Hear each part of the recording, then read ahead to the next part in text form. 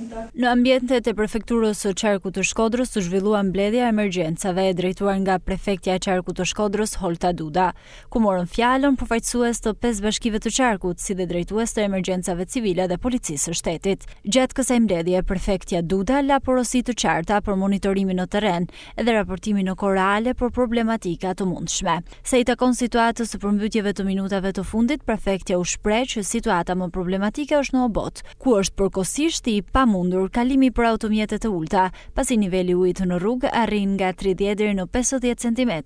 ndërsa kalimi po bëhet i mundur përmes mjeteve të tonazhit të lartë të ushtrisë. Zona e Obotit është një nga zonat të cilat le të themi ka pasur prani të ujit të shtuar, madje në rrugën kryesore ka dalë të ujit diku me një mesatare 30 deri në 50 cm, ku mjetet e kalueshmërisë së ulët nuk mundet të kalojnë lirisht në këtë moment, dhe për këtë arsye, pikërisht në këtë zonë është vendosur në dispozicion një mjet i kalueshmërisë së lartë dhe trupa të forcave të armatosura, të cilët ndihmojnë pikërisht banorët e zonës që kanë nevojë të zhvendosen pikërisht përtej kësaj zone që është më e pakalueshme. Po monitorohet nga afër dhe disa zona në bashkinë e Vaudejës,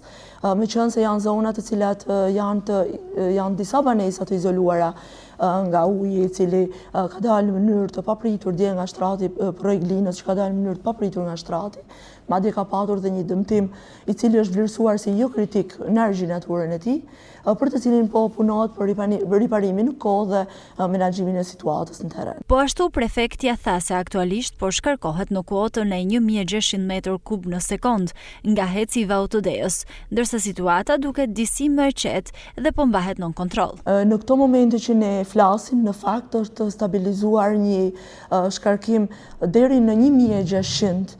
m3 për sekond nga hidrocentrali Vaudejësit. Është një shkarkim në total nga portat së bashku me prodhimin, është një shkarkim i cili është monitoruar gjatë gjithë kohës që të jetë në parametra të tillë që të ruaj sigurinë sigurisht të banorëve dhe të pronës së tyre, dhe njëkohësisht të ruaj kuotat kritike të hidrocentraleve, të cilat patjetër janë edhe një nivel tjetër i sigurisë infrastrukturës kritike. Në të gjithë qarkun, në orët e fundit ka pasur një përmirësim të situatës, ndërsa grupet ndodhen në terren për monitorimin e gjendjes. Sipas IGEUM, në qarkun e Shkodrës, në 48 orët e fundit, ka pasur 4 herë më shumë rreshje shiu në krahasim me qarqet e tjera që kanë problematik në përmbytjet si Vlora, Durrësi e tjerë.